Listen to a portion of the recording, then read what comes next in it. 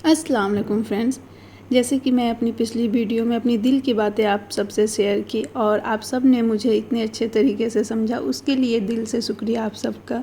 जैसे कि मैंने आप लोगों को बताया कि हमारा जो ये एक बिज़नेस है वो रोज़ रोज़ नहीं चलता, और जब से मेरी प्रेगनेंसी जर्नी स्टार्ट हुई है ना, वो समझ लीजिए कि ना के बराबर चलने लगा है। और यही वजह थी कि मैं 2-3 महीने से ब्लॉग डालना बिल्कुल ही बंद कर दी थी, क्योंकि इतनी ज़्यादा मैं टूट गई थी, बिखर गई थी हम दोनों ही, कि हम दोनों एक दूसरे का ही बस सहारा थे। और ऐसा नहीं है कि आज ये हमारे ऊपर सिचुएशन आया है, मेरी शादी को 8 साल हो गए, तब से मैं ये सब चीज़ें हम लोग फेस कर रहे हैं। लेकिन पहले एक बच्चे की ज़िम्मेदारी नहीं थी, अब तो अवैस की भी ज़िम्मेदारी है, और एक और नन्हा सा जो आने वाला है इस दुनिया में उसकी भी ज़िम्मेदारी है, जिसकी वजह से थोड़ा अब टेंशन होने लगा था मुझे। और मैं सोचने लगी थी कि हम लोग क्या ऐसा करें, मतलब कुछ दिमाग नहीं काम कर रहा था। हमारे अपने ने तो साथ छोड़ दिया, कोई ऐसी सिचुएशन में कोई साथ नहीं देता। और फिर मैंने अपने अल्लाह से कहा कि या अल्लाह, मुझे कभी किसी का कोई एहसान नहीं चाहिए और ना ही मुझे किसी से एक भी मदद चाहिए। तू अगर मेरे शौहर की कमाई में जो भी देगा मैं उसी से अपना गुजर बसर करूँगी, और किसी के सामने मैं हाथ नहीं फैलाऊँगी। ये मेरी जिद नहीं है, ये मेरा अल्लाह पे भरोसा है।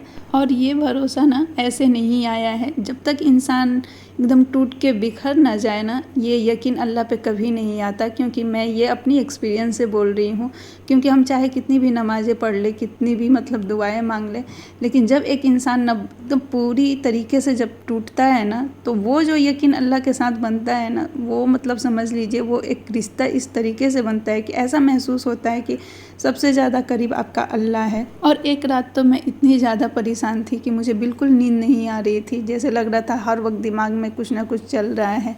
फिर मैं परेशान होके ना तहज्जुद का नमाज़ का मुझे ख्याल आया, और मैं पहली बार तहज्जुद के नमाज़ के लिए बैठी, और जब मैं दुआ मांगने लगी ना, तो मैंने सिर्फ अल्लाह से यही पूछा कि या अल्लाह, क्या तू मेरे सोच से भी ज़्यादा करीब है।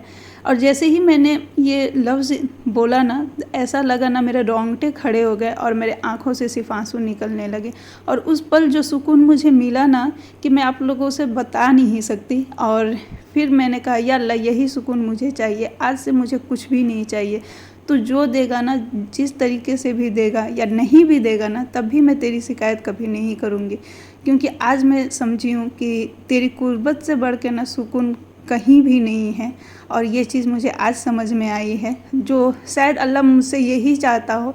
क्योंकि कभी कभी कुछ परेशानियां ना अल्लाह अपने करीब करने के लिए ही लाता है, और इस बात को मैं बहुत अच्छे से समझ गई हूँ। अब चाहे कि कैसा भी सिचुएशन हो, मुझे कुछ नहीं चाहिए, मुझे सिर्फ अपनी अल्लाह की कुर्बत ही चाहिए। बस आज से मैं यही दुआ मांगती हूँ, और मैं कोई भी अब आज से मैं दौलत मांगती ही नहीं कि मुझे ये दे दो अल्लाह, वो दे दो। क्योंकि पता नहीं क्यों, लेकिन मुझे बस यही मांगने में मुझे सुकून मिलने लगा। और उन लोगों का भी मैं शुक्रिया अदा करना चाह रही हूँ जिन लोगों ने हमारे साथ अच्छा नहीं किया, क्योंकि आज उन्हीं लोगों की वजह से हम अल्लाह से इस तरीके से जुड़े, और हमारा जो रिश्ता अल्लाह से बना वो इतना मजबूत बन पाया। तो ज़िंदगी में जो होता है ना, वो अच्छे के लिए ही होता है। और अब ये बाइक रैपिडो चलाते हैं, जिससे मैं काफ़ी डरती हूँ आए दिन एक्सीडेंट की खबर सुन के। लेकिन ये बोलते हैं कि नहीं, मेरे पास तुम्हारे अलावा कोई नहीं है, क्योंकि ये मेरे ट्रीटमेंट बेस्ट से बेस्ट करवाने की कोशिश करते हैं। और मेरा ये मकसद था आप लोगों को बताने का, क्योंकि मेरे जैसे बहुत से लोग ऐसे हैं जो टूटे और बिखरे हैं। तो उन्हें अगर मेरी बातों से थोड़ी भी हिम्मत मिली होगी तो मुझे खुशी होगी। अल्लाह हाफिज़।